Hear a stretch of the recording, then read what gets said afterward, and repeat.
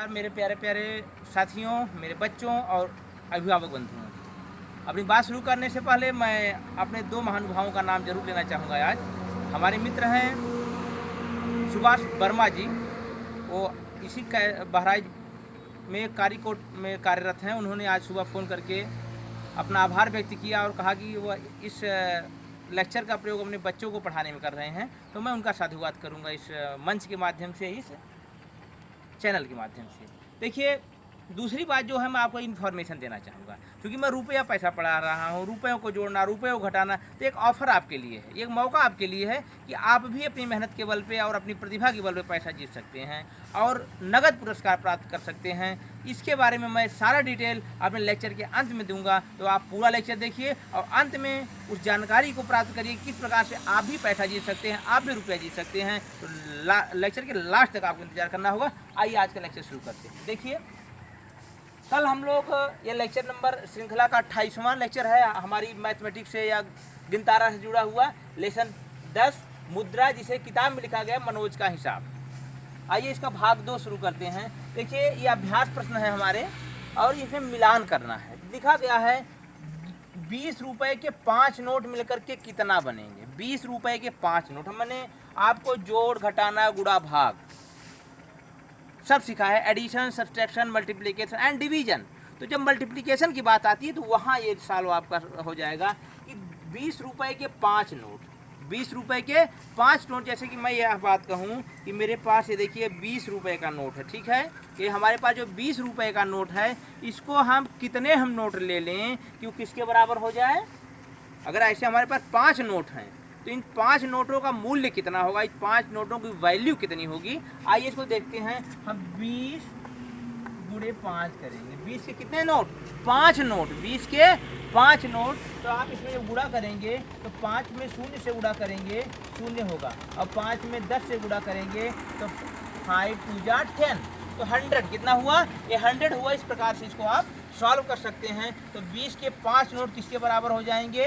100 के बराबर हो जाएंगे। ये देखिए यहाँ पर 100 लिखा हुआ है। इसी प्रकार से अगला प्रश्न हमारा पूछा गया है कि 50 के 4 नोट किसके बराबर होंगे। 50 के 4 नोट, तो मैं आपको 50 का भी नोट दिखा रहा हूँ, आप लोगों ने देखा भी होगा अपने घर में। ये देखिए हमारे पास एक 50 का नोट है ना। तो इसके ये 50 के कितने नोट हमारे पास हो जाएं? 4 नोट। अगर 50 के 4 नोट हमारे पास हैं तो यह इसका मूल्य कितना हो जाएगा, मतलब ये कितने रुपए के बराबर हो जाएगा। इसका भी वही सिस्टम है, आप करिएगा। यहाँ पर आप ऐसा करिए कि 50 गुणे 4 कर दीजिए। आप 0 में गुणा करेंगे तो 0 होगा। किसी भी संख्या में 0 का गुणा करने से या किसी संख्या में 0 का गुणा करने पर मान 0 होता है। मैं बहुत दिनों से बता रहा हूँ। अब 5 फिफ्जा कितना हो जाएगा, या 4 फिफ्जा कितना हो जाएगा? 20। ये कितना होगा? 200। कितना हो गया बच्चों? 200। हम कह सकते हैं कि अगर 50 के 4 नोट हमारे पास हैं और केवल 4 नोट हैं, उनका मूल्य किसके बराबर हो जाएगा? 200 के बराबर हो जाएगा। उसी प्रकार 6 के, हमारे पास 6 के कितने नोट हैं? मैं 100 का भी नोट दिखा रहा हूँ। 100 के अगर हमारे पास 6 नोट है, देखिए ये 100 के हमारे पास 6 नोट है। हमारे पास कितने रुपए का नोट है? ये 100 रुपए का नोट है। अगर इसके हमारे पास 6 नोट हैं, 6 नोट हैं, तो कितने के बराबर हो जाएगा? आइए इसको भी हम सीखते हैं। देखिए इसमें आप क्या करेंगे, 6 के हम लोग कितने नोट लेने जा रहे हैं? 100 के 6 नोट। सीधी सी बात है, आप 100 मल्टीप्लाइड बाई 6, 100 को 6 से गुणा करेंगे क्योंकि 6 नोट की बात की जा रही है। 100 के 6 नोट, 100 के 6 नोट, ये हो जाएगा 0 में 0, 0 में 0, 6 1 जा 6, ये किसके बराबर हो जाएगा? 600 के बराबर हो जाएगा। तो आपका 600 यहाँ मिल गया। बाकी नोटों को आप 10 के 15 नोट, 10 के 15 नोट, बड़ा आसान ये प्रश्न है। इसको आप लोग ऐसे लगाइए, 10 मल्टीप्लाइड बाई 15। नोट दिखाने की जरूरत नहीं है, आप लोग समझ गए होंगे। 10 मल्टीप्लाइड बाई 15, तो 1 टाइम आप 0 में 15 का मल्टीप्लिकेशन 0 में करेंगे तो क्या होगा? 0। और 15 का मल्टीप्लिकेशन 1 में करेंगे तो 15 1 जा 15। ये कितना हो गया? 150 के इक्वलेंट हो गया, कि बराबर हो गया। तो आपका 150 कहाँ गया? ये देखिए आप। इसी प्रकार से 5 के 10 नोट किसके बराबर होंगे? इसको आप लोग लगाइएगा, सॉल्व कर लीजिएगा। आइए क्वेश्चन नंबर 2 पर आते हैं। यहाँ पर कुछ रुपए लिखे गए हैं, इन रुपयों को आपको शब्दों में लिखना है। बहुत सा आसान है। देखिए, रुपयों को शब्दों में लिखने का एक तरीका ये होता है ना, लिखा जाता है रुपए, पहले आप लिखिएगा रुपए सबसे पहले। ये वो अंक नहीं है कि आप 57 लिख दिए, 57 लिख दिए, ऐसे नहीं चलता है। रुपए क्या लिखेंगे? 57, रुपए 57, और अंत में लिखते हैं मात्र। अंतर, यह बात समझ लीजिएगा, यह अंक नहीं है, यह रुपया है। रुपया है जो अंक के माध्यम में प्रदर्शित किया गया, इसकी एक मूल्य है, इसका वैल्यू है। दूसरा आइए, रुपये 205, 205, 205, तो आप यहाँ पर क्या लिखेंगे? रुपये 205, क्या लिख देंगे? रुपये 205 मात्र। ये हो गया। इस प्रकार से आप रुपये 116 मात्र, रुपये 425 मात्र, रुपये 672 मार्क, या इंग्लिश में आप लिखना चाहेंगे तो rupees 116 only, rupees 425 only, rupees 672 only आप लिख सकते हैं। इस प्रकार से आप, जैसे मैं एक दिखा रहा हूँ, रुपीज़ को देखिए आप ऐसे दिखाते हैं इंग्लिश में, ऐसे RS, रुपीज़ 4 FOUR 125,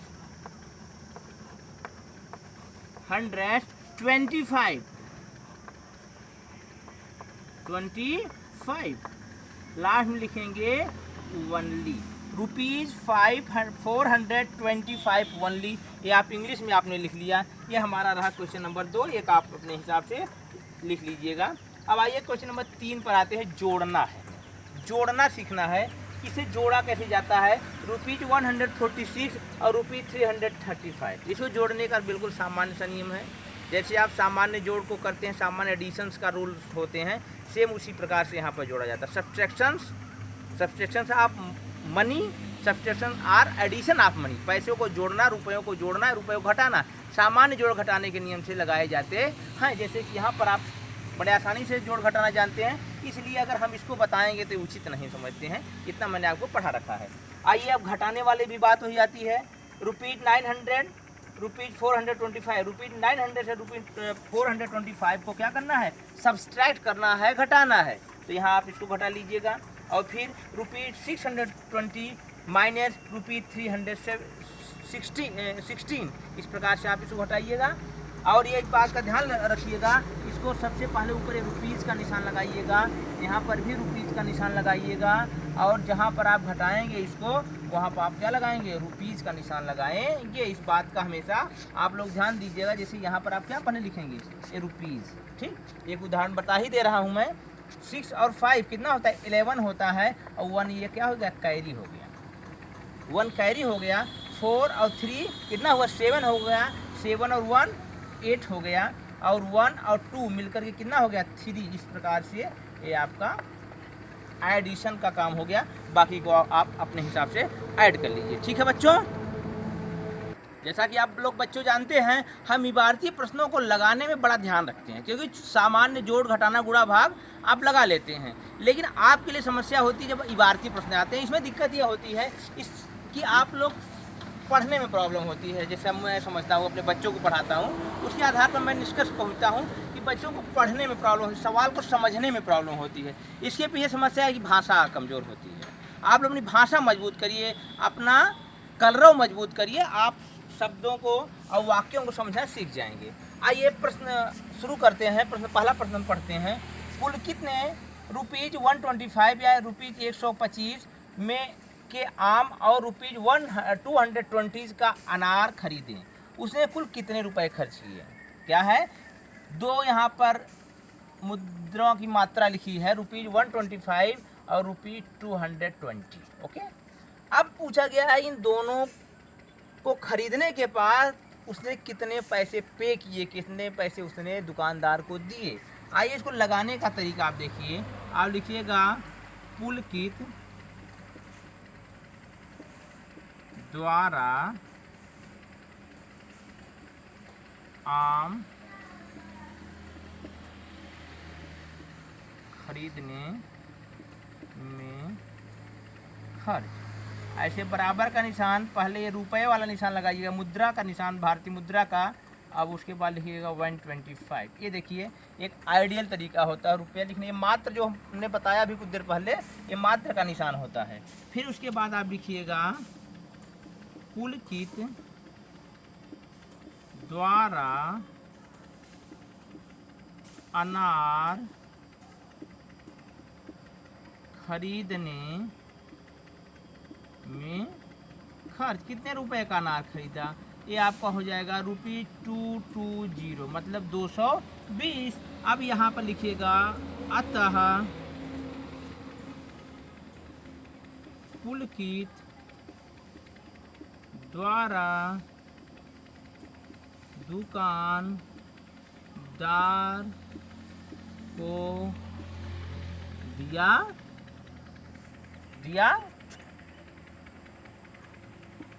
रुपए का निशान। अब इन दोनों को क्या करिएगा, ऐड कर दीजिएगा, जोड़ दीजिएगा। 0 में 5 जोड़ेंगे तो कितना आएगा, 5 आएगा।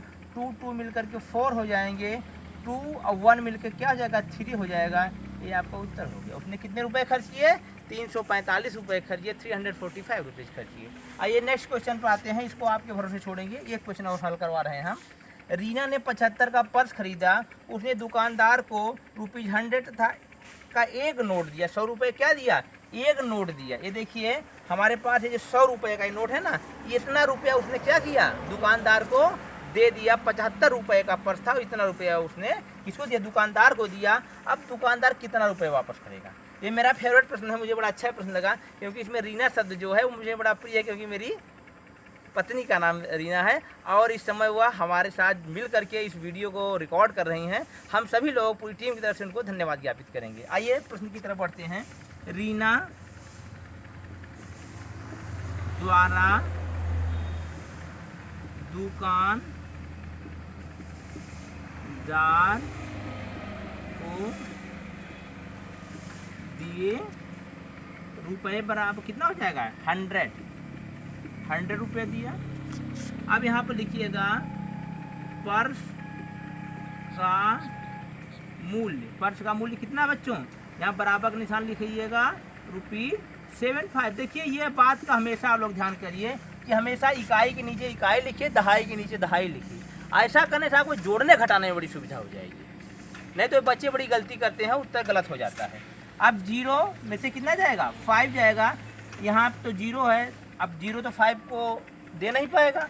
अब यहाँ पर आएगा क्या मांगने, हासिल मांगने, तो इसके पास भी 0 है, तो यह इसके पास आएगा, ये इसको 10 गुना देगा तो यहाँ 10 हो जाएगा। अब ये इसको 10 गुना देगा तो यहाँ कितना हो जाएगा, ये 10 के बराबर हो जाएगा। जैसा कि मैं इसको बता चुका हूँ थोड़ा सा, इसलिए मैं 60 में बता रहा हूँ। अब 10 में से 5 जाएगा तो कितना बचेगा, 5। अब यहाँ कितना बचा, इसने अपना एक भाग इसको दे दिया तो यहाँ 9 बचेगा। 10 था, 10 में से 1 दिया, क्योंकि ये दहाई का अंक है, जब यह 1 देगा तो ये इकाई के 10 गुने के बराबर हो जाएगा। समझिएगा नियम को यहाँ पर, कि ये जो दहाई का अंक है जब अपना एक भाग देगा तो 10 इकाइयाँ मिलकर के 1 दहाई के बराबर होती हैं, इसलिए दहाई के बराबर 1 दहाई के बराबर हो जाएगा। अब यहाँ 9 बचा, 9 में से 7 जाएगा तो कितना बचेगा, 2 बचेगा। यहाँ पर 0 बचा, क्योंकि इसने पूरा इसको ट्रांसफ़र कर दिया।